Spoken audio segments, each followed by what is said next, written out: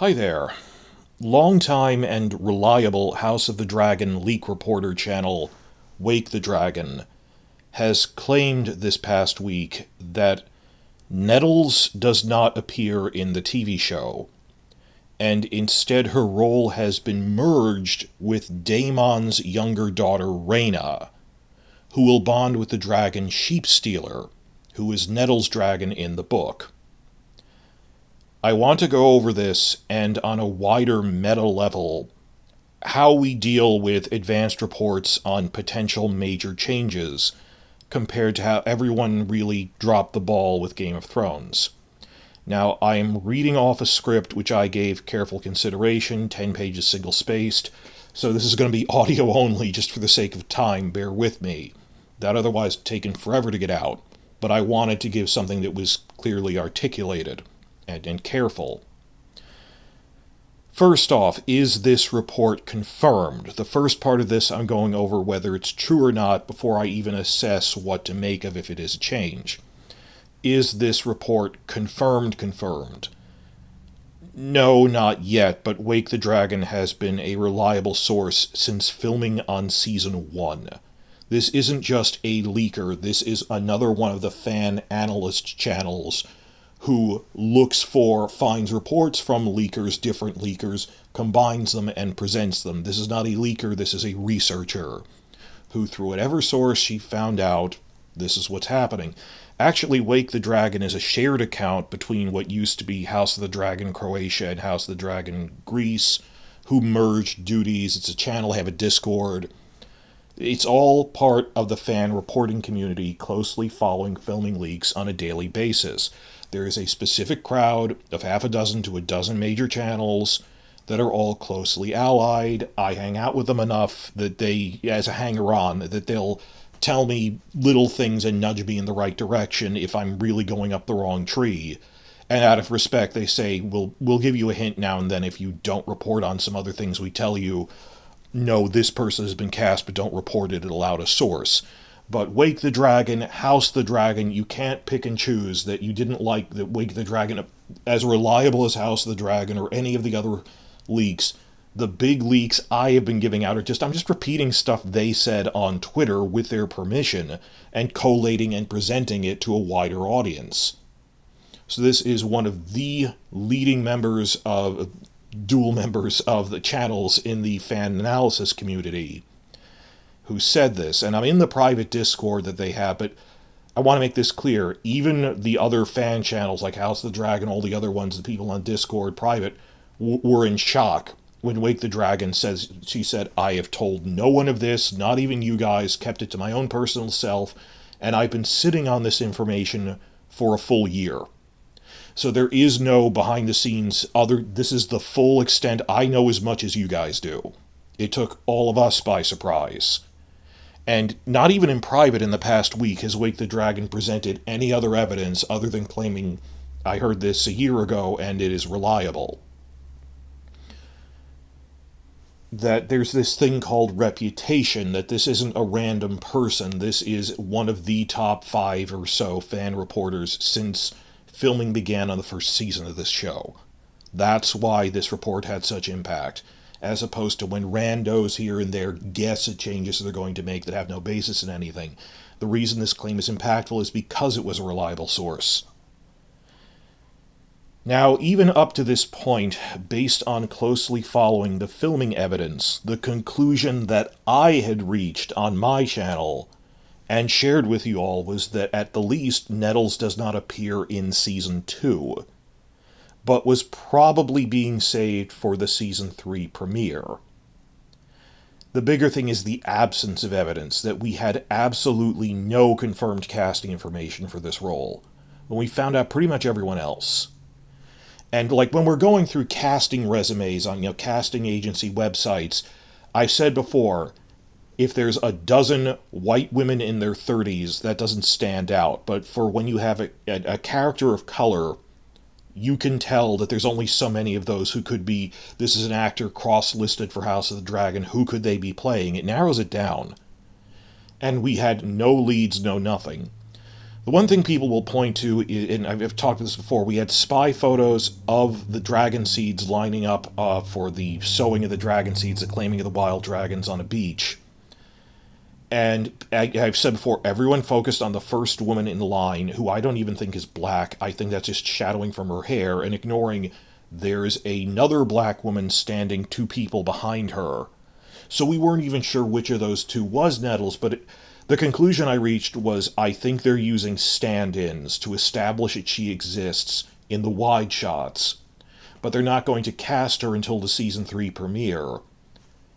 Just due to that her character would appear later because it takes more time to train Sheep Stealer, because of the oddity of that the season got trimmed down by 2 episodes, and rather than condense the story, they said season 3 premiere is what would have been the season 2 finale. I wasn't sure, but I thought, well, why would you even have stand-ins who are black women, unless it's because you intend to fully cast it later, and others have also talked about this. But I thought she was in it, just not in season 2. That's what I thought was up to this point, and I'm reacting off of as much info as you guys. And the Wake the Dragon said no. By the end of season 2, Rhaena will claim Sheep Stealer, who is Nettles' dragon in the books.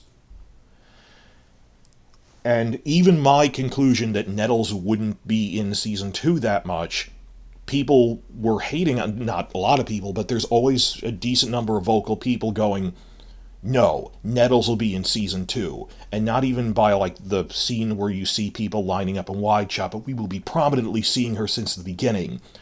And with a career actress, the spies just haven't found it yet, despite all evidence to the contrary. People believe what they want to believe, and the weirdest thing going into season 2 is you've complained that there was no news for 2 years, when a lot of people weren't even following the filming reports. What do you think the spy channels have been doing this whole time? Major news outlets, bigger than me, like Los Siete Reinos and the Spanish language ones, a bunch of other things, trying to pick apart what's in the season. Then people come in and go, so, the Battle of the Gullet's the season 2 finale, when we've proven it isn't. Along with a dozen other things. That just we can exclude that isn't happening, or they moved something somewhere else. Because I don't want it to be true. I mean, how many people are going, well, Bela isn't at Rook's Rest because that doesn't happen in the books, against the evidence of your eyes in the trailer that they are doing it? So it is hard to fight that battle of there is no evidence that Nettles has been cast, and that you... I understand if you are doubtful. It's when that is impossible because they shouldn't do it. Remember when we got to the point when we were getting warnings that the Sansa rape was coming in season 5 and that they merged her with Jane Poole, and people just didn't want to believe they could do that, so therefore it isn't happening. And just so many times, people, did the internet make us stupider? I don't know. I understand if you're entertaining the possibility, and I accept that if you think this was a bad idea, it's that denial that all evidence is pointing that they're doing this for something. Nettles, I'm about 90%.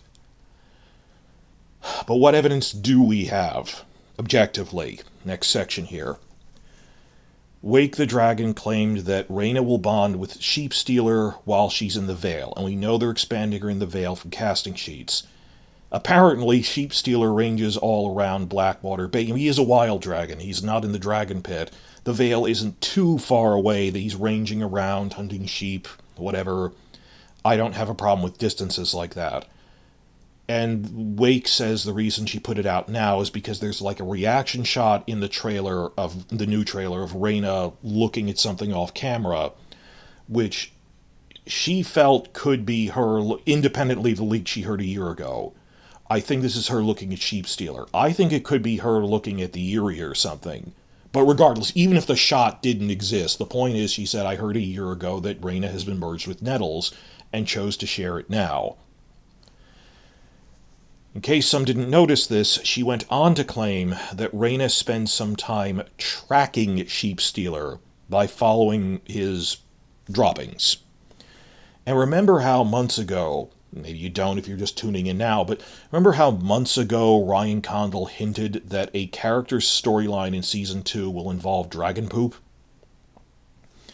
We're not sure on that. That could mean a couple of things, but Another thing is others independently started to suspect they were setting up the characters to be merged in Season 1, based on two notable scenes with Rhaena. First, with child Rhaena when she's with her mother Lena, lamenting that her egg hasn't hatched, and just rewatching it, you're like, what else could it be? Lena points out that, well, your cradle egg didn't hatch, mine didn't either, but there's more than one way to be a rider. I claimed an adult dragon, Vhagar. And you think, because that, oh, well, I didn't get one as a baby one. Well, it takes them decades to grow to monster size. Like, 50 to 100 years is how long it took for Meleys and Caraxes to get as big as they are. That if you hatch one from an egg, it's only going to get so big during your natural lifespan. That if you want one of the really huge ones, you need one that's had a rider before you. The Daemon isn't the first rider of Caraxes, Rhaenys isn't the first rider of Meleys. So he goes, I have Vhagar, because I waited to claim a bigger one who was an adult. Well, not waited on purpose, but that's what happened. So why would they have a scene like that? And I was in denial at the time of there's more than one way to claim a dragon, I claimed an adult, and then do what the books did where, oh, and one of her later eggs hatched anyway. It doesn't match up. And the second thing is that during the finale, when Daemon is at the War Council listing off all the dragons that exist, when he mentions the 3 wild dragons, the camera cuts to a meaningful look from Rhaena. At the time, I thought this was a fake-out, but maybe she'll try and fail. It wouldn't make sense that there's another Targaryen of the royal blood who doesn't even try to claim one. But I thought it was a fake-out, but no. And why didn't she in the books? Well, at that point, by the time they were setting up the dragon seeds, she was in the Vale. She was very young. It's not like you're going to send her after Sheepstealer due to her. She was like 10. No, she was older than that. But the point is, no, they were twins. So she's as old as Bale with Moondancer. But point is, she wasn't present for that. And because, well, this is my new egg, I'm not going to hatch it. Whatever. But she was in the Eyrie, prayed nightly for the eggs hatching. Right now, there are logically 3 possibilities. First, Wake the Dragon's report is entirely accurate. Second, Wake the Dragon's report is mistaken, but made in good faith. Picking around filming rumors is difficult, and sometimes even I have doubled down on a leak that seemed plausible, but turned out to be false. Now, the off chance this turned out to be false, I'm not going to blame Wake the Dragon for it, that you take a lot of heat when you're doing this. Again, reputation of someone who's been reporting for 2 years. That this will be a big goof up, but okay, you must have reason to believe in it. Otherwise, you wouldn't do it. Report on it. What I'm stressing here is there's no possibility that someone who's been a reliable reporter for 2 years would suddenly make a fake prank report for no reason. Wake the Dragon believes in this report. They could just be mistaken. That there are clickbaiter channels who have been making up, oh, maybe Rhaena will get a wild dragon since Season 1, purely as a guess, with no evidence. The thing is that Wake the Dragon claims, I've seen evidence of this. That is the distinction. Some are just guessing, and then they lump it in with other guesses, and people don't remark. I've seen people pointing around a sheet that was going around of, oh, and these are other leaks that were disproven by spy photos, and there's more than one. So that's option 2, Wake the Dragon might be mistaken. And option 3 out of 3 is that this report was accurate at one point, but is an outdated early idea that was later abandoned after Season 1 was a hit, and they got a season extension. I mean, think about it. Many TV shows have fallback plans in their outlines if they can't get the full run of seasons they want. Or like the Lord of the Rings movies. In the early days, when they thought they'd have only 2 movies, they actually filmed scenes of Arwen fighting at Helm's Deep, actively hoping the whole time that they'd get an extended order for 3 movies, after which they were self-consciously, if we get a 3rd movie, we are cutting these shots out. And they did. So other shows have done that where they're like, do we introduce another character or not based on how many seasons we get? When House of the Dragon began, they notably said 2 or 3 seasons, which is absurd. You can't tell the story in so few seasons. Now they're saying 4 or 5, we'll see what happens. And I think Season 5 will really be The Hour of the Wolf, which is arguably Season 1 of a Regency show. But there was an extension. So it's possible that they had this fallback plan to merge Rhaena and Nettles if they didn't get a season expansion that resulted in these rumors. That the rumors result because there was an early idea. Which would also explain the 2 scenes from the first season that were setting it up, that this is an idea we had but abandoned. But having seen no casting information for Nettles throughout filming on Season 2, that is increasingly improbable. There's some outside chance they'll tease that Rhaena might claim Nettles' dragon Sheepstealer only to then fail, then introduce Nettles in the Season 3 premiere, but that's convoluted, and I doubt it. My conclusion on the probability of this. If you asked me last week, I'd have completely doubted it, but with no other evidence than that we don't have a Nettles casting yet, that there's those 2 scenes in Season 1 that seem to heavily imply that they're going to move it to Rhaena, and now this public statement from reliable leak source Wake the Dragon. At this point, I think there's an over 90% chance that Rhaena has been merged with Nettles. I mean, from a functional standpoint, we can no longer treat the idea that Nettles is assuredly in the show as the assumed default. That's the phrase. The assumed default is now that Nettles isn't in it, but that's an assumption that I'm going to react to any piece of news as it comes out. I'm in a wait-and-see mode. But the assumption now is that she's not, because there's no evidence she is. The burden of proof, as it were. Another section here, just wrapping up all my thoughts on the meta level of denial when there are news reports that you don't want to believe. That we don't have an evidence-based system anymore. And what did this turn into? Did the internet give everyone their own little echo chamber where you're allowed to X out of something you don't agree with without having to provide counter-evidence? That you can just ignore things.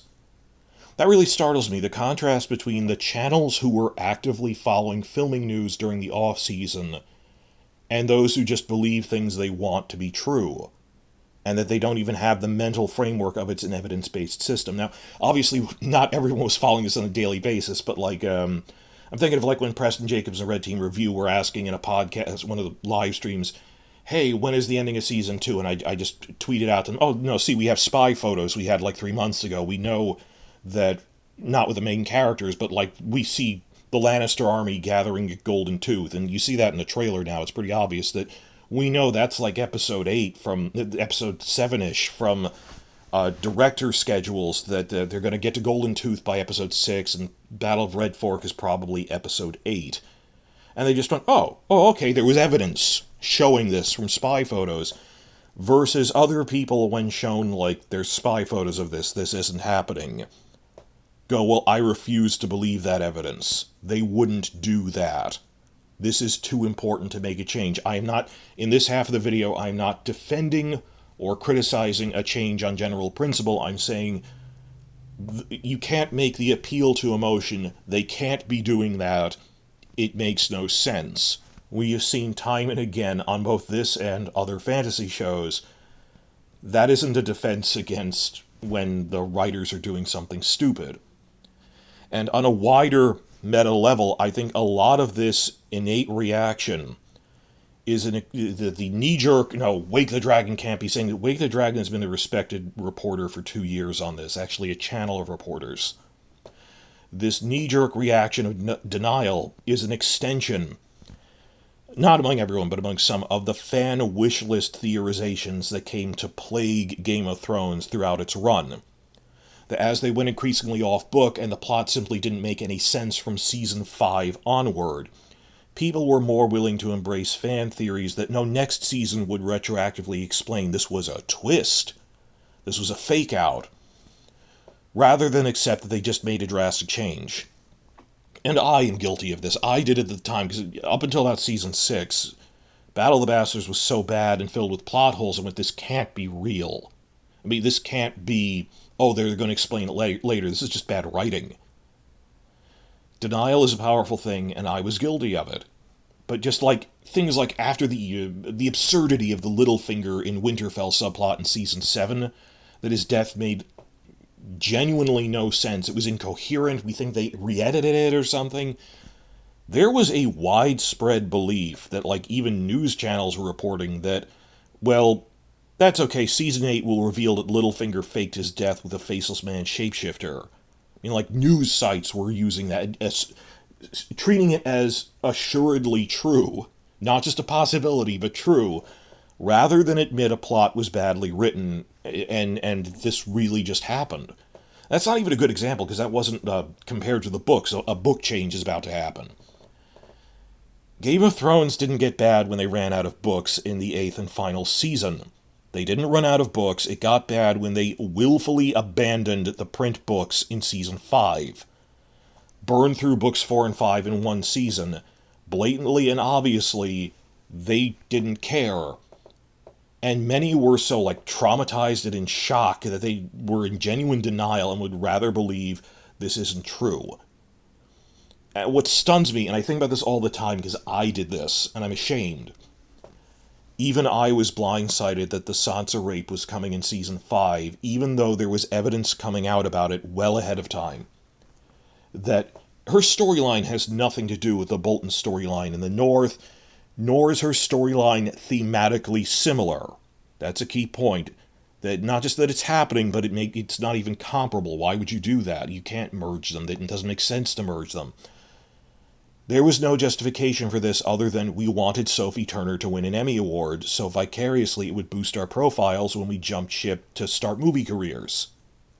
That is why they did that. They say that in the Blu-ray commentary. Of their only defense is they sputter about and go, come on guys, didn't you want to see Sophie give an amazing performance? We're doing this to show off these performances and these faces. That is why that happened. But in the lead-up to Season 5, a few people, like Westeros.org did point out, Rand and Linda, we haven't seen any filming reports or casting news indicating Sansa's Vale storyline is happening. And then when the first trailer came out, Westeros.org pointed out specifically, you know, the doors and hallways of the castle Sansa is in look exactly like the ones in the Winterfell sets.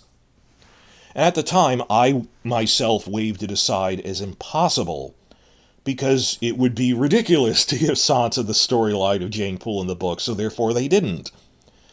And to this day, yes, it makes as much sense to give Sansa the effing Jane Poole rape storyline, the knee-jerk, this is insane and offensive, as if you gave it to Arya or Daenerys. This is alien. This is completely parallel, beyond, this is utterly unrelated. And the only reason some defended it is, well, you know, it kind of makes sense to these are unrelated storylines. Why are you saying they're similar? Is because it already happened and they're in denial. I've never seen, like, an articulated news article of, you know, this really made more sense. Or sometimes it's gibberish, but people trying to go, no, this is why. You would not, it makes as much sense as defending doing it with Arya. Because Benioff and Weiss heavily relied upon that people are willing to make excuses rather than permission, that we'll do whatever, and we're already popular enough, they'll rationalize whatever they want with whatever mental gymnastics. I actually have more respect for the ones that didn't apply thought to it than the ones that tried to argue that, oh no, this makes more sense. How? Because the burden is always on us, that when I make an argument for something, I have to make like an hour-long podcast. They can just recite a catchphrase like, oh, well, you know, this made more sense. How? Well, you know, economy of characters, just, no, it doesn't. It's actually, they took time to do this from other things. What are you talking about?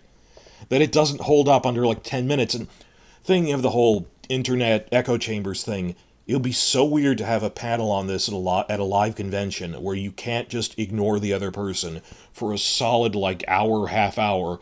Why did the Sansa rape happen? What is the justification for this? And this is absurd. This should have been a career-ending decision. And instead, they were praised with Emmy Awards and declared the best season ever after Season 6 is the best show of all time, and hyping people going into Season 8. If someone was genuinely hyped going into Season 8 after Season 5, you got what you deserved. Because it just, the excuses people were willing to make, and the storylines you were willing to ignore, and the whole, well, I didn't speak out because Sansa wasn't my favorite character, and I thought, as long as they don't mess with Jon Snow, everything will be okay. And the point when, again, so many book fans I know had the same reaction when they saw Arya burst out of nowhere and kill the Night King, removing Jon Snow's storyline. We burst out laughing.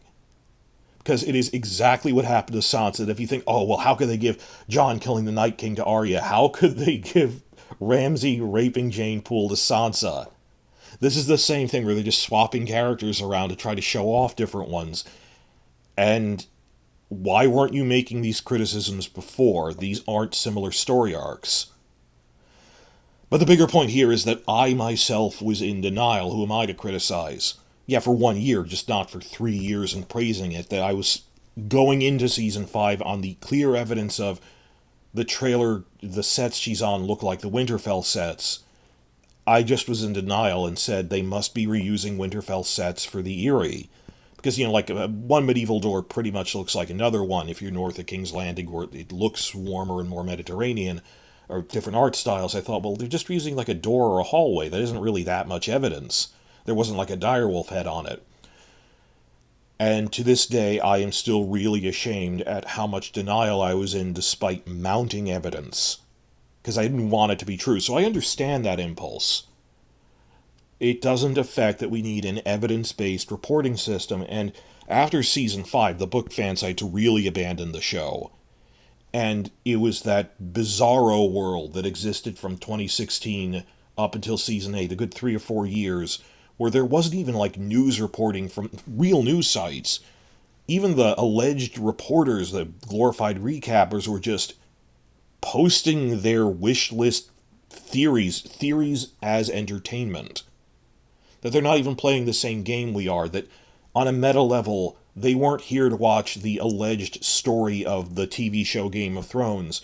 It was this meta level experience of making entertaining theories was what they were really coming for, regardless of their accuracy. It was who can make the most entertaining one rather than the most accurate one. And I've said this many times, it's why I started my channel. Our fan news infrastructure has been gutted. That it atrophied, people who left in disgust, there was this brain drain, as opposed to like a critical and analytical real news sites for the Star Wars franchise, for Marvel projects, for Star Trek. It turned into just people posting theories as if it was news. And it's so weird that like when Red Team Review and Preston Jacobs and other people who are making lists of, oh, these are YouTubers, wow, this guy actually reports with evidence, rather than saying, oh, Kathleen Kennedy eats babies or something. I made a thing on this is what I think Kathleen Kennedy was working on this month, whether I agree with her decision or not. Not that I'm reporting on Star Wars, we're using Kathleen Kennedy's example, just saying, based on reports, I think this is what they were working on this month, regardless of whether I agree with her or not. Why is this a novel idea to so many people, that this is the evidence we have on hand? You could disprove the evidence, but the term is dialectic, that there isn't this discourse of dialectic and evidence and counter-evidence anymore. It's very, very strange. Though not surprising, after people given a choice between believe the evidence or believe the beautiful lie, that there are problems on Game of Thrones.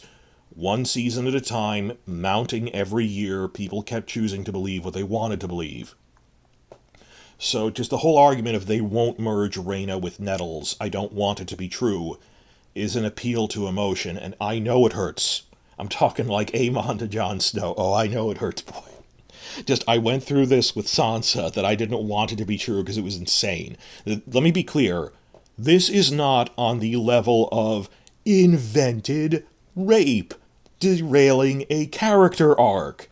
This is not on the, even if you merge Nettles with that, this is not approaching how insulting that was. How nonsense that was. But just, it's the clearest example of I didn't want to believe it. The other thing is, again, these aren't isolated incidents, all part of a pattern. Showing off the actors.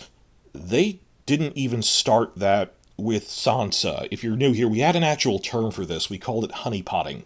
And it got worse every year since season 2.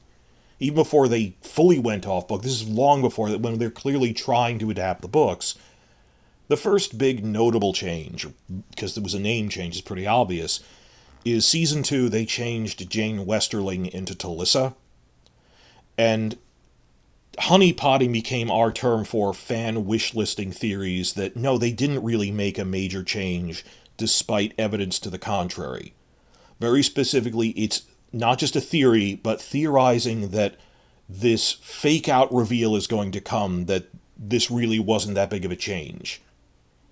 That they changed Robb Stark's love interest Jane Westerling into Talissa, and not just a name change, they rewrote it as a generic and poorly done straight-up romance, which it isn't in the books.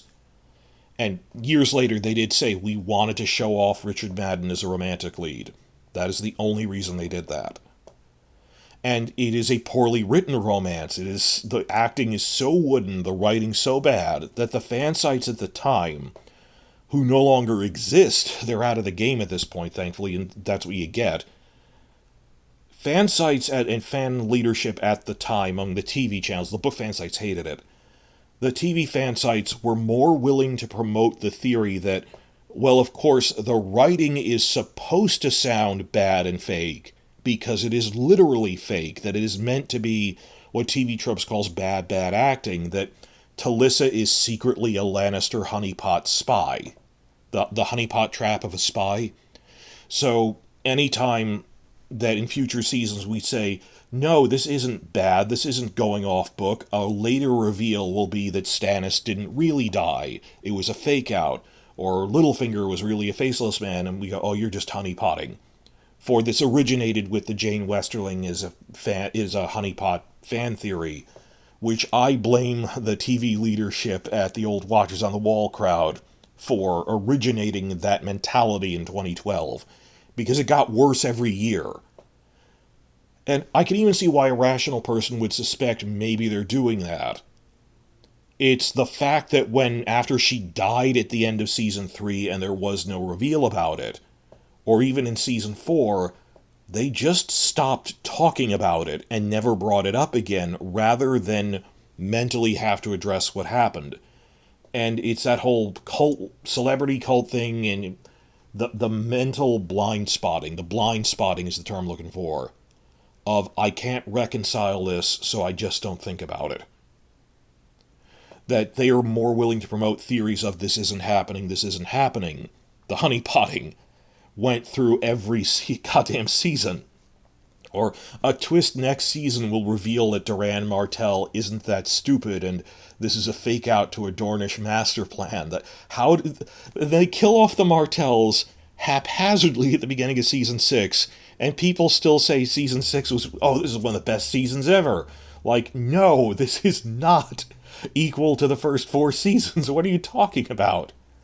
These theories gained so much ground and were repeated by people in positions of authority on fan sites and recap or review sites, and then spread it to the rest of us because, well, we know what we're talking about. But the people who should have been in charge, who were in charge and should have done better, were utterly lax, failed in their jobs, and this is not journalism. And that's what it all turned into after it alienated the book fandom, and it's just the game of making the most entertaining theory. And ignore evidence to the contrary. Now, new section here, after all that ramble about the nature of people not wanting to believe in things. You have to keep an open mind to look at the evidence. Up until now, I've been discussing the probability of whether they're going to merge Rhaena with Nettles, and remarking on the phenomenon of denial that sets in from viewers who don't even try to follow the hard evidence. Up to now, I have not been assessing the merit of this change. For the rest of the video, I'm accepting as a given that they are doing this. That is true, this is an accurate report, and the rest of this, keeping in mind that we haven't 100% confirmed this, but I think like 90%. Rest of this is now addressing, is this a change of merit? How does this differ from the books? Brief overview, because, well, perfunctory spoiler warning here that I assume you're already familiar with the books if you're watching this, and there's other resources you can use, but full spoilers going ahead, just a brief overview for our purposes. Both Rhaena and Nettles do become dragon riders, though at different points. When Rhaenyra puts out a call for any bastards of suspected Targaryen blood to try to claim the riderless dragons, 4 succeed. Adam of Hull, Hugh Hammer, Ulf the White, and Nettles. Now, the first 3 of those claim dragons who already had riders before. They're used to the presence of man. So they kill a couple of potential candidates, but ultimately they manage to bond with them.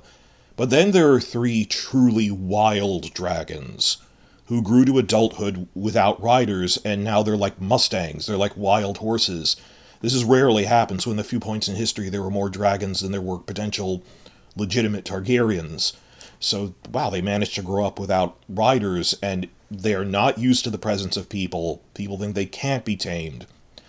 One of these is called the Sheep Stealer, because he makes off with the flocks of nearby shepherds.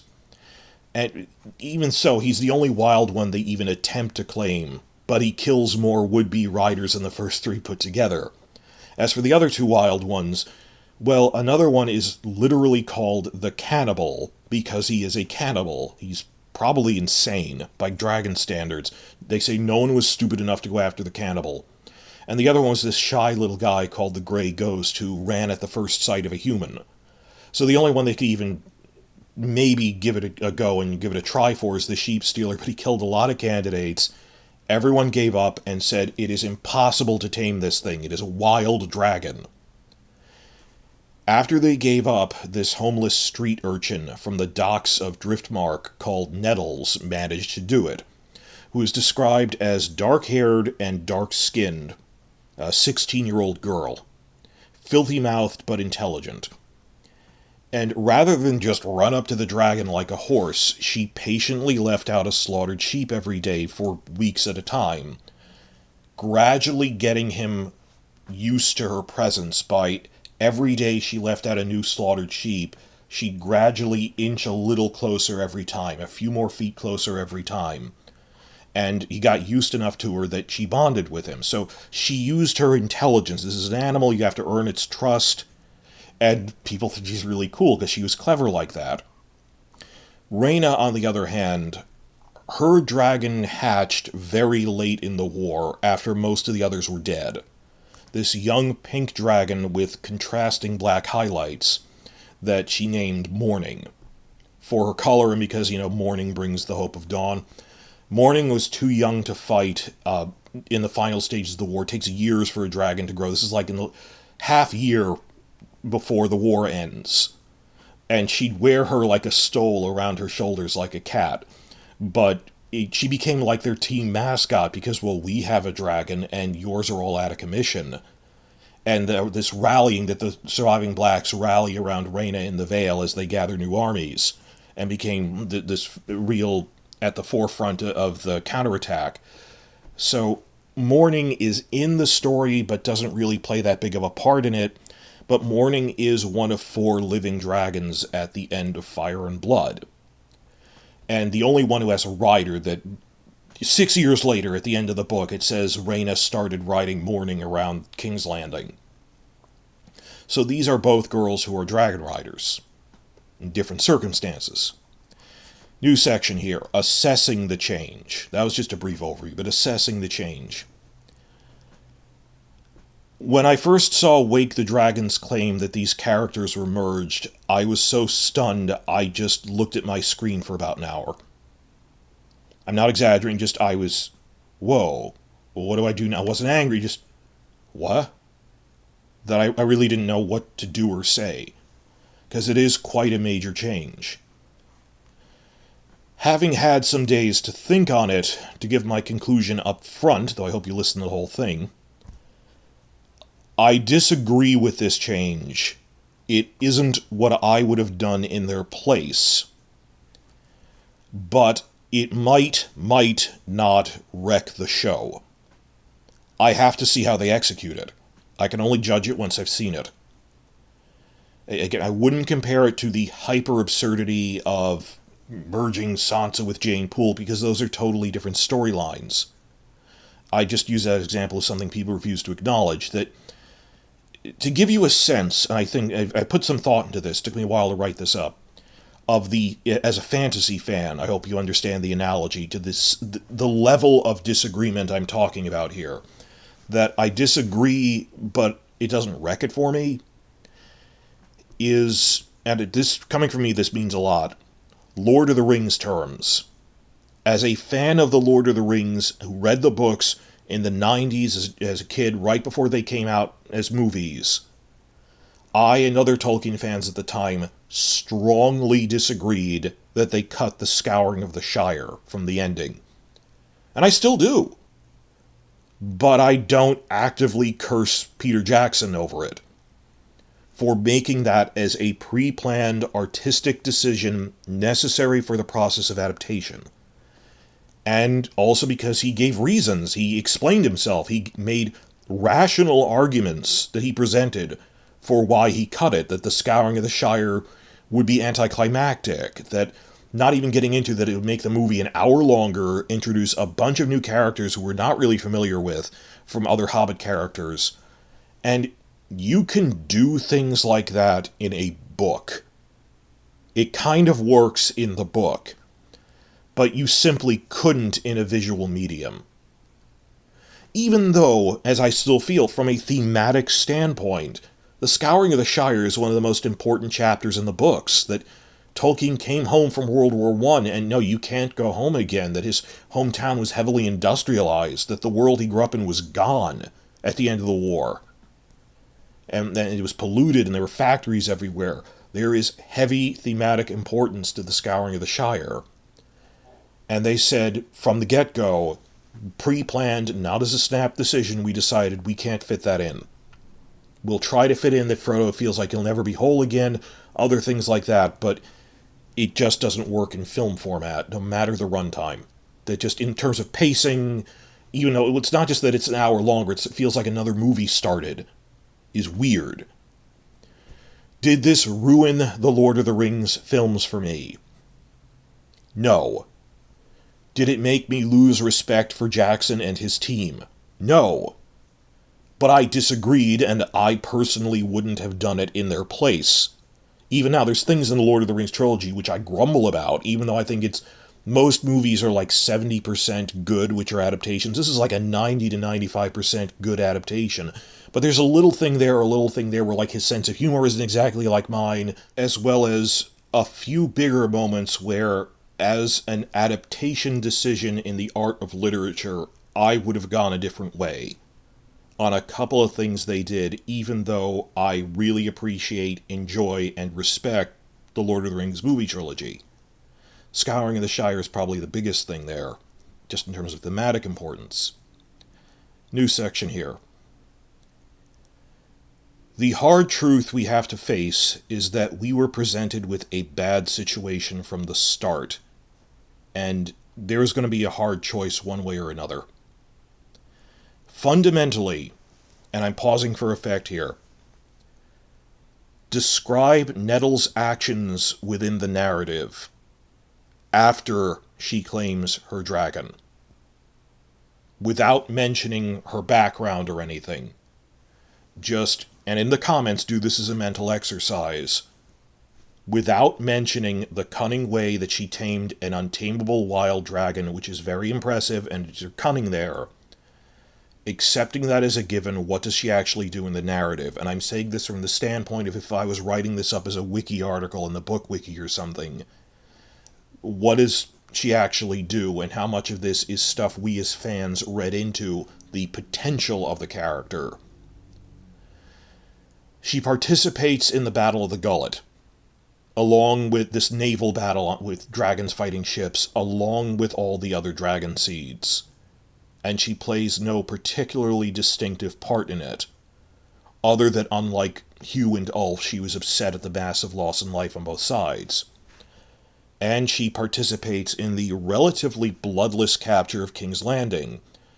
Again, not doing something specific, it involved all 6 of the Black's dragons, mostly just circling in the air as a show of force, coupled with the Gold Cloaks mutinied en masse to throw the gates open for the Valyrian navy, that she didn't do that much specific in that.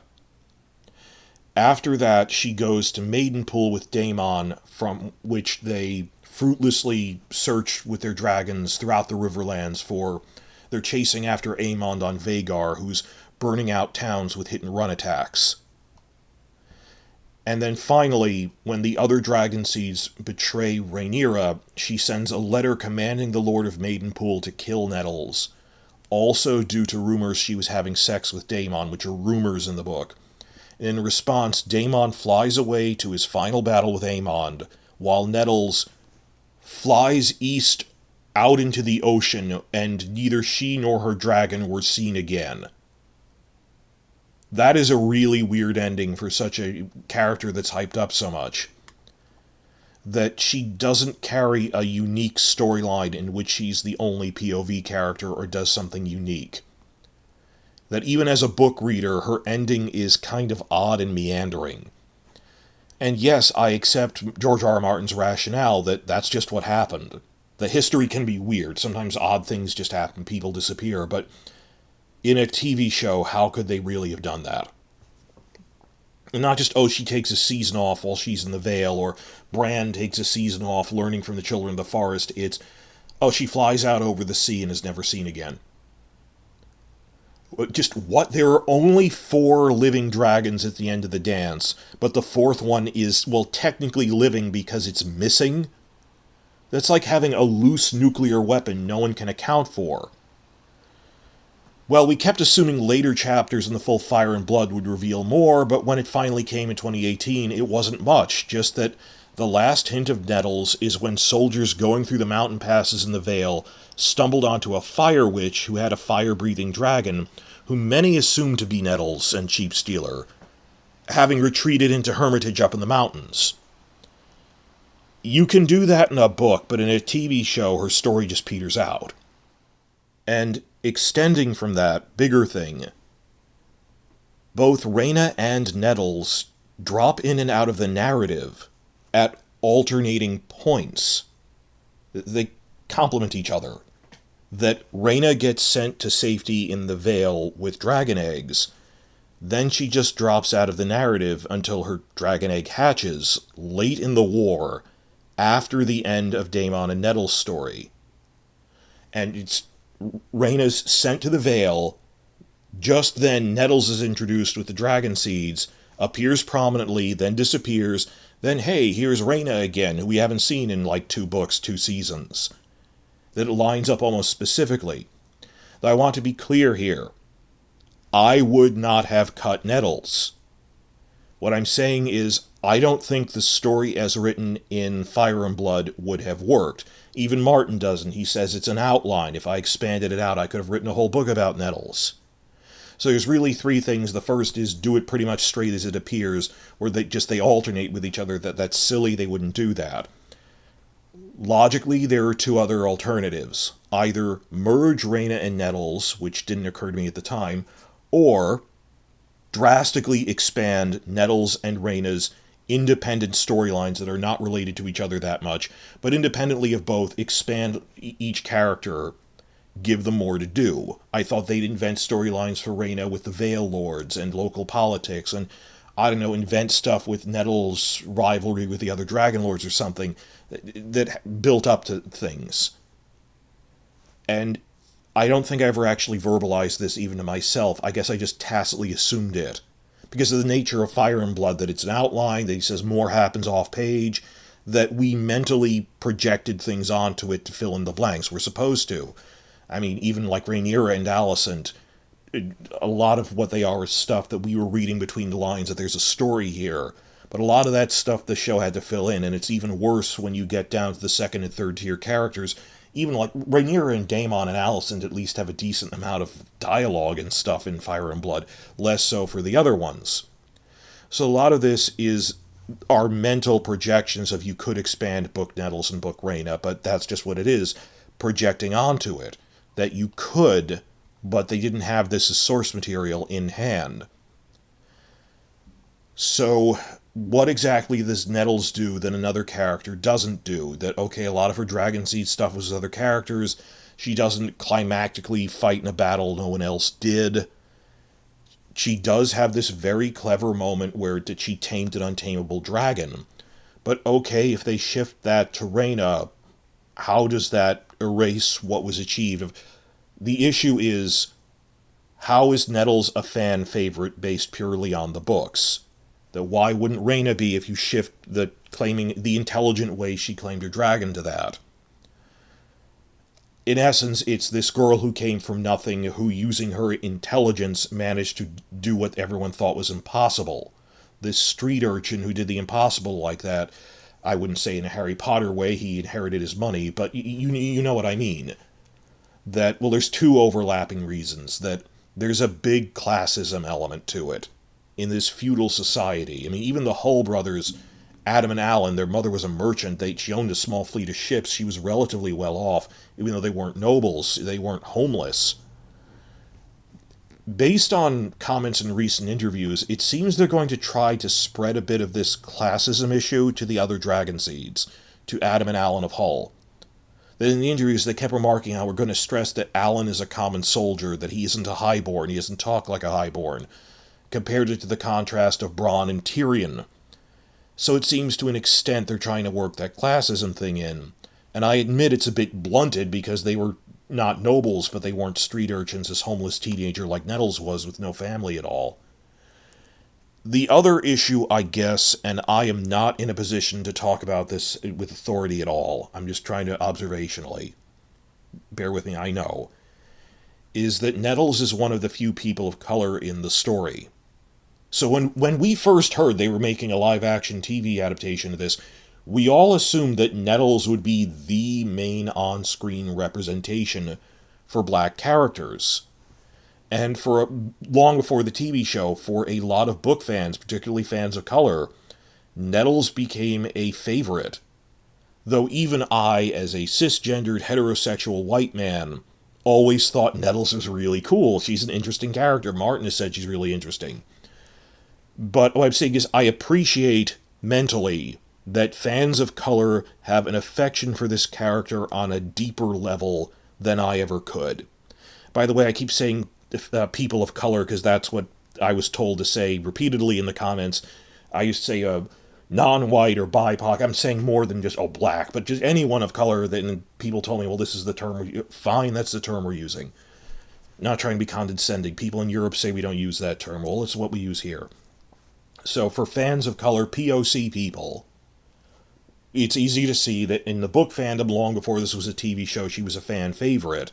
One of the few pieces of representation. I mean, similarly, I was infuriated by what Benioff and Weiss did to Dorne, just on an intellectual level.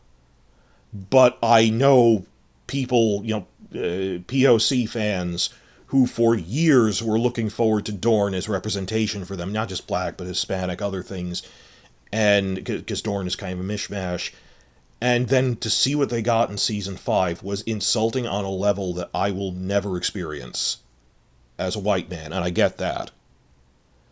So I understand that there are fans who really saw, I felt seen with Nettles, and that this is something that's in there.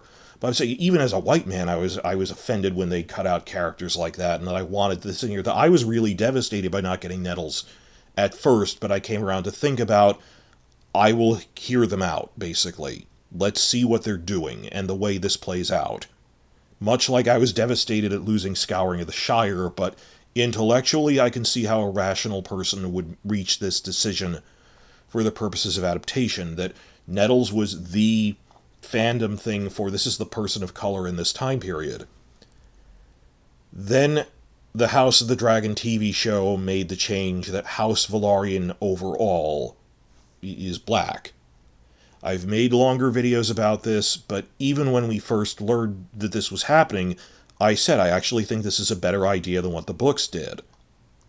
Like many historical empires, from Rome to the overseas colonial empires of the British and the Spanish, the lower-level nobles out in the fringe provinces of the empire frequently had these fascinating hybrid cultures. When you look at Roman Egypt, Roman Britain, or the British Caribbean, or the Spanish colonies in Mexico, that they made these hybrid cultures, creolized cultures, where the lower level people from the motherland were out there and even intermarrying with the locals considered themselves, well, I'm Spanish or I'm Roman, but they had kind of merged into something else. So it's a stratified system, particularly in the Spanish colonial system, that I thought it was a good way to quickly differentiate. Well, there's capital Valyrians and colonial Valyrians.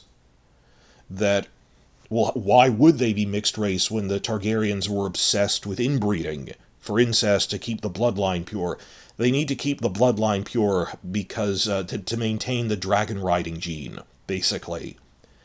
But only Dragon Lord families would need to do that, and the books do say the lower level minor nobles of Valyria who went out to the provinces, like Pentos is cited by name, they go, oh, they're mongrels who, their Valyrian ancestors were low-ranking nobles who, because they didn't have dragons, didn't have a need to do all the inbreeding blood purity stuff, so they just intermingled with the locals.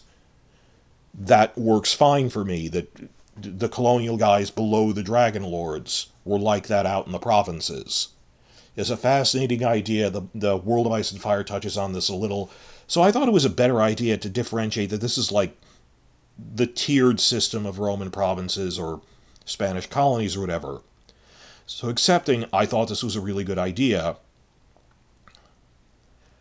I'm attempting to verbalize this, and I'm going to present it. I'm trying to verbalize what we're talking about, and I'm not presenting it positively or negatively. It seems that they have cut Nettles, who was this rare black female dragon rider in the books, but made several other Velaryon characters black, including 2 who become dragon riders, and shifted several aspects of Nettles' character to them. Rhaena is the overlooked youngest daughter of an admittedly wealthy noble family in a patriarchal society that doesn't value her that much, and some of the aspects of being a common-born to Adam of Hull, who was not a nobleman. When we walked into this, when the show began, I stressed I thought that was a good idea, but also that people were right to be wary about race-swapping the Velaryons, because it's never something that should be done lightly, or flippantly, but with careful attention and consideration. The same with gender swapping, that I'm not saying never do it, just do it by paying attention and be serious about it.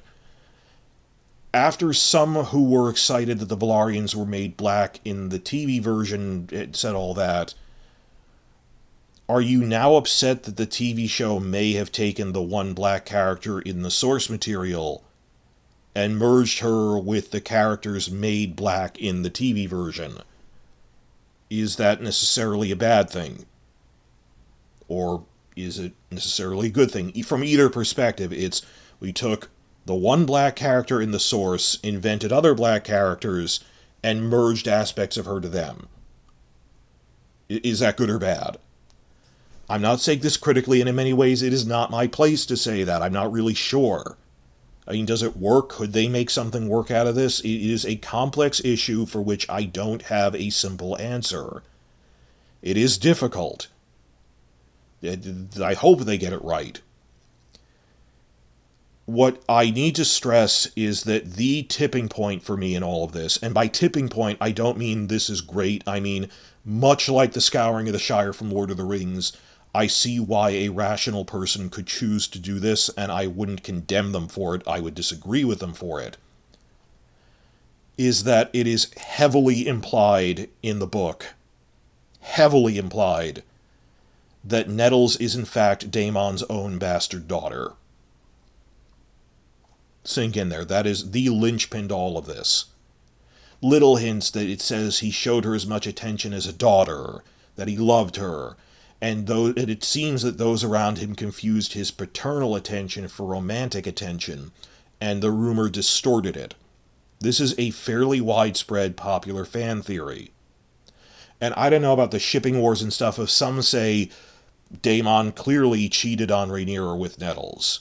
Others, like me, that it seems really heavily implied that Nettles was his daughter, and that he wasn't romantically involved with Nettles. And this all got jumbled up. So, accepting that key point, and I know it is controversial, but enough people do believe Nettles is his daughter.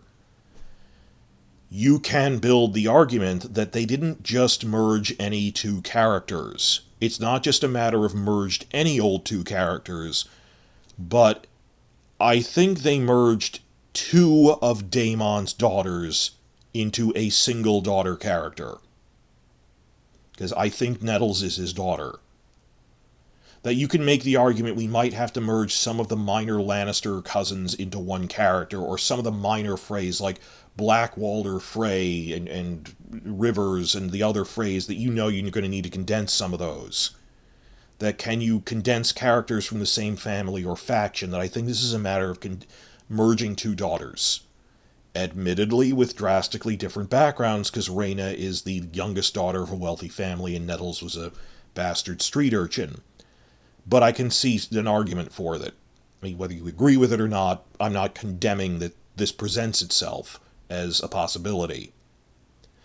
And they have at least somewhat similar storylines in the sense that they're both dragon riders, both were overlooked in some sense.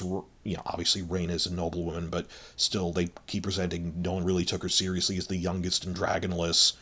Still not on the level of Nettles. It does blunt that it's not as big as Nettles, but enough. And the key point here is, this is not comparable to when Benioff and Weiss merged Sansa Stark with the totally unrelated and thematically dissimilar Jane Poole rape storyline. Which again wasn't for shock value, but to show off the actors.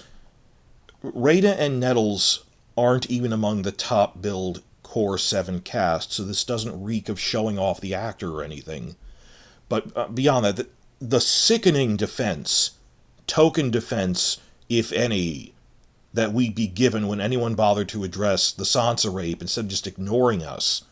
I mean, like major media outlets too cowardly or corrupt to criticize Benioff and Weiss, they would deflect with straw man arguments that, oh, you're just against the depiction of rape in TV on general principle, when the real issue was the way you set this up was gibberish in terms of plot mechanics, and that it totally derails Sansa's story arc. We are criticizing Sansa's story arc that you have thrown out. And they would just deflect, because you know there was no real defense. And they just mumble their way out and not bother responding. A similar deflection also thrown at us at the time was, you're against the needs to merge characters in an adaptation. When, come on, kid, stop being naive. Adaptation does need to merge some characters, on general principle. That is a straw man argument. Yes, sometimes in the professional process of literary adaptation, you need to merge certain characters. That does not automatically mean you did it well, or that this was a wise decision. It is not a simple black and white binary between never merge or you can merge whatever you want. There is an art to this, and decisions, and you made bad ones. Because you could only... If the only way you could defend merging Sansa with Jane Poole was to defend the general idea of merging characters, and not say, why did it make more sense to merge Sansa with Jane instead of Arya with Jane? You're just a desperate liar looking for an excuse. I think a lot of us, and not everyone, but some of you, and you know who they are, there's pent-up anger and shame that they said nothing after the Sansa rape and went along with it. And no, Season 6 was not empowering. This is gibberish from start to finish. And are now hypersensitive about, we're going to pick at these House of the Dragon writers over decisions I might disagree with, but I don't hate them for. Because you could have said something about Benioff and Weiss but kept your mouth shut. That's not everyone. That's certain people, and you know who I'm talking about. There are others who did complain about Benioff and Weiss, also complain about this. There's a spectrum of things here, but in contrast, I can't really compare or equate merging Nettles with Rhaena, and to an extent the Hull brothers, to the absolute insanity of merging Sansa with Jane Poole. I honestly think both Rhaena and Nettles are Daemon's daughters, and that is the key point here. And on top of that, there were structural problems they need to address, that first Rhaena drops out of the story, then Nettles drops out of the story, only for Rhaena to come back. Almost lining up with each other. That Nettles' story doesn't really build to much of a climax there. Now, I've seen others saying that there's an argument that the fact that Nettles didn't look Targaryen is a challenge to the entire ordered political system of Targaryen supremacy, that you need dragon blood. But on the other hand, we've seen evidence that you do need Valyrian blood to bond with a dragon, at least some, and that Nettles just didn't look Targaryen or Valyrian, like Jon Snow didn't. Rhaenyra's sons didn't. So there's some went on to this. This is a real stab at the whole system. I think that's going too far, because I think they really implied she was their daughter. But the other thing is that this is what leads to the final breakup of Rhaenyra with Daemon. Maybe I can see them just swapping in that Rhaenyra wants to, what Corlys turns against her for, that you wanted to kill Adam of Hull. There's a couple of reasons you want to. He's a bastard. He has an arguable claim to the Iron Throne through Laenor, and the other Valyrian blood that he has. That there's a couple of reasons that you could see that they might build that up in the TV show. But I can see that functionally working. They work in this whole romance jealousy thing that Mysaria does in the book of, oh, Nettles is sleeping with him. It was, if you go with, she gets so shaken by the betrayal of the other dragon seeds that she goes get Adam as well, and Daemon turns on her over this the way Corlys did. That could basically work. And I know some of the thematic material will be lost or shifted around or at least blunted, much as losing Scouring of the Shire did, but I wouldn't hate it. I'd be mildly disappointed, because I wanted a 13-episode season 1. I wanted invented storylines for Nettles and Rhaena independent of each other, but I can see the professional argument that their arcs line up enough, and that I really think they're both his daughters, that while I'm not saying it is a good idea, I'm saying it has the potential to not ruin the show, is what I'm saying.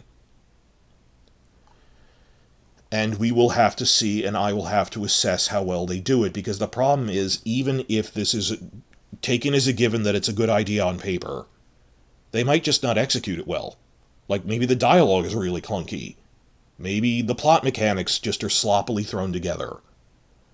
So, like, give Rhaenys more to do was something we wanted in Season 1, and it got kind of clunky in Episode 9. But it didn't ruin the show for me. I'm not going to curse the writers for it. I just say I disagree with this. I think you should have rounded it out better. Things like that. Far more important to me is the meta level of how they present this to us, and not within the show itself. That is not presenting to us. And this is a key point here. I keep trying to emphasize the key points. This is probably the biggest one. The really important aspect is the manner in which this change is presented outside of the TV show through promotional videos and interviews by the writers themselves speaking in their own voice. When Benioff and Weiss merged Sansa with Jane Poole, they gave no explanation. Or when they merged other things, it was just, I just want to show off the... I'm using Sansa as the biggest thing, but like, let's have Ilaria randomly doing things other characters did in Dorne, which is crazy. When they merged Sansa with Jane Poole, they gave no explanation whatsoever, other than the pre-written post-episode fluff interviews they did with James Hibberd.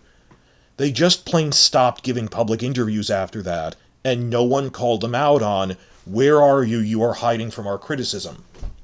That they have never even publicly articulated why they did that. Though years later they deflect and say, I already talked about that.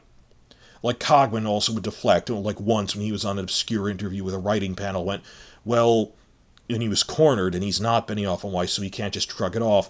Look, guys, once we chose to marry Sansa to a rapist, what choice did we have but for him to rape her? Anything else would be unrealistic. And no one thinks to point out that's gibberish. You disgusting pig man-child. And I'm more upset that people didn't follow through on you didn't answer my question. My biggest anger isn't at Benioff and Weiss or Cogwin, I know as weird as that sounds, it's at the people who weren't acting like real journalists and grilling them. The free pass the media gave.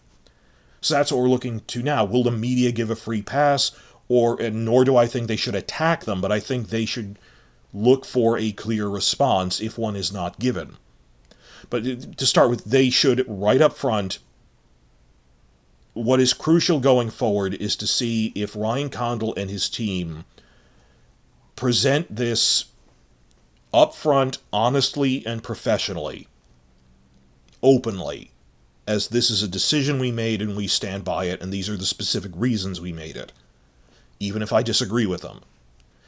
Best case scenario is if Condal has a long-form interview, preferably with George R. R. Martin at his side, and preferably video, but plausibly just like a really long, detailed, not a fluff blurb, I'm talking a long, full-length thing in a major outlet like Nick Romano on Entertainment Weekly is pretty good, actually.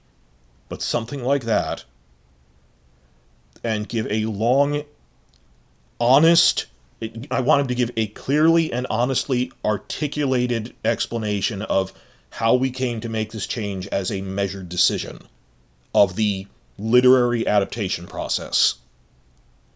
If you asked that of Benioff and Weiss, even asked them, they would get insulted, offended, or outright hide. We should not have to wait for Condal to be asked this. If they're smart, they will put out a video behind the scenes or something, clearly explain like 5 minutes, this is a decision we made because Nettles' story doesn't go anywhere, that each one sort of meanders off, hopefully even saying we asked George and he confirmed that yes, Nettles is Daemon's bastard daughter, so we felt it was better to combine these two daughters. Something, that's best case scenario. But they can't wait for us to ask. If they volunteer this information of explaining their decision. Another thing is, say what you will of Rian Johnson, he's not ashamed of what he did in Star Wars, he stands by his decisions. That he's been out there on Twitter, that you just see him, no one pushed him to do this, he'll be responding to, oh, I didn't want Luke to be like this, and well, these are reasons I did this, the cycle of history, and the narrative, and he has articulated this, whether you agree with him or not. He's not running and hiding and deflecting questions the way Benioff and Weiss did. I actually have mixed views on Johnson, not for the Luke and Rey storyline, because that was at least thought out, like work went into that, whether you agree with it or not. But it felt like he ignored all the other characters. And that's the real problem. It's like, what happened to the rest of the movie? But I digress. The point is, at least he's out there fielding questions and not hiding from, well, if you don't agree with that, this is how I came to feel that artistically, this is what I'm sticking with. That was a decision I made. So, honesty is the best policy. If we don't get a sense of them giving us the runaround, like the Sansa rape fiasco, around the same time, and you could tell this was just screw you at us, that, like, the week after the Sansa rape, Benioff and Weiss said, no one cares that Tyrion is meeting Daenerys a little earlier than he does in the book. He said, some people might be offended by that. Benioff actually said this in the post-episode thing, but of, like, episode 6 of season 5. But creatively, it made sense to us because we wanted it to happen. That's like one of those lines we have on t-shirts and in forum signatures now, of just how crazy it was that the media as a whole didn't slam him for saying that in a major interview. Journalists should feel ashamed they never called that out. That, well, if their explanation is, I'll give you an explanation because I felt like it, or because I chose to. But if Condal says, I think you've had to say this, in consultation with George R. R. Martin, we condensed these two characters for the following list of well-defined reasons, and I stand beside each of these specific decisions that I did. If he does that up front, honestly, that's at very least a much better starting point to work forward on. Okay, so more than that they even made this change is whether they're honest about it, and forthright about it, is what I'm looking for here. One thing we at least know is that if Condal did merge Rhaena and Nettles, it wasn't a snap decision, because of those scenes that were setting it up, that we think were setting it up in Season 1. Particularly, not just, oh, she gives a look about the wild dragons, but that heavy scene with Laena and young Rhaena saying, you might be able to claim an adult one. As opposed to the Sansa rape, which we know was one of many snap decisions they made as they were working on a new season. This apparently happened all the time. Based on my channel, I've gone through all the comments and stuff. It isn't that there was a break with the books in Season 5 and then they had this articulated idea. Like, they were making stuff up all the time, writing by the seat of their pants, as they say. That Season 4 was the last season that George R. R. Martin actually wrote an episode for the show, so his script is publicly archived at the WGA, or he gives them to a local library. Point is, a few years ago, fans reported on the archived version of George R. R. Martin's script for the Purple Wedding episode. And in the part where the Boltons are in it, it is clearly setting up Jane Poole as fake Arya. There's a scene where Roose is talking to Ramsay and says, you're going to need to secure the North by marrying Arya Stark. That is blatantly the setting up Jane Poole. So, as late as Season 4, they hadn't thought of merging those. Later on, they lied and said, oh, we were thinking of this since the book came out during 2012, Season 2. You couldn't have, because the archived scripts have deleted scenes up to Season 4 saying you were setting up that Jane Poole was going to do it. You liar, that this is cut and dry. This happened all the time, like Dorne. They openly admitted, oh yeah, when we were making Season 4, we had no intention of going to Dorne in Season 5. It was actually a very late idea, to the point that it really strained our set builders and costumers to make an entirely new region at the last minute. And boy does it show that this is a slapdash job because of a snap decision. Or even things just like sets and battle things they wanted to do in Seasons 6, 7, and 8, which were increasingly just, you didn't plan this out a season in advance. Contrast, we know the Sansa stuff, the Dorne stuff, other random mergings were just, they are deeply impulsive. He's a man-child, Benioff. If Condal wanted to merge Rhaena and Nettles, we can point to, it seems that they were setting this up since Season 1. That if they also need to stress, this is an idea we had since the brainstorming period. The basic outlining of the entire series period. Comparable to how Peter Jackson pointed out that since the brainstorming period on the Lord of the Rings trilogy, one of our early decisions was not to include Scouring of the Shire. Also because they filmed it all as one big movie, but that was an early decision, a prominent and measured decision. As an adaptation thing, we're not going to do that. So, we can't just treat it as, oh, all changes are bad, because then we're toxic fans. And we also can't fall into the solipsism, the nihilism of any change all the time, nothing matters. There is such a thing as a professional, mature adaptation decision for condensation, which I might even disagree with, but I am not going to curse and condemn them for. And I suppose the real measure of this is we can't talk about this, will TV-only fans like this combination of Rhaena and Nettles and consider it good representation of a black female character? I have to judge this when I am not enthusiastic about this, but I'm willing to hear them out. That you can point to rational reasons reluctantly, just as I'm reluctant about Scouring of the Shire, that I can see why you would do this. And if they get everything else right, and this reminds me so much of the goddamn rationalizations we had as, like, the Sansa rape was happening, that was far from the only problem on the show.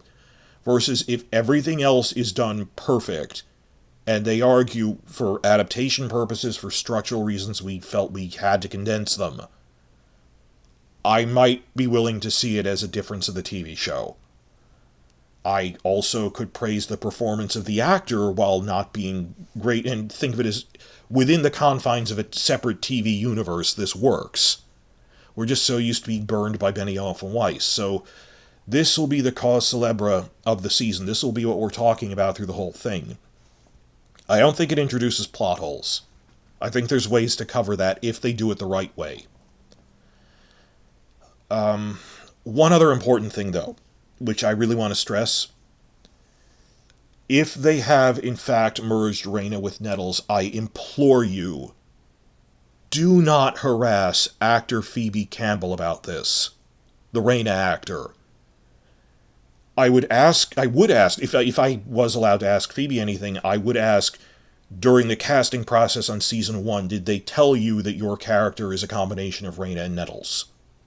I think it's a reasonable question, just for preparing for that, for maybe, but I could easily ask that of Condal, so just maybe once, just say, did they tell you they were going to do that? I don't want to bother the actor with that, or something like that, but Phoebe faces enough issues as one of the Velaryon actors that the internet trolls need to attack for making the Velaryons black, which it's just, why are you criticizing the actor for this when it's a writer decision and it's actually a decision I agreed with? But even beyond the, like the Star Wars analogy of Rian Johnson, why are you attacking the Rose actor who took the job in good faith, and you're criticizing the writing? And even from a point of practicality, criticizing the actors weakens your own position. It makes you look bad. It makes you look like a bully. If you want to present a writing criticism, never attack the actors. What does that accomplish? When has that ever accomplished anything? Unless maybe if the actor was vocally defending it in a way that was very nonsensical. But no, when you go after people for like, oh, well, I think this writing decision made sense, when no, there's a lot of plot holes in some other unrelated thing.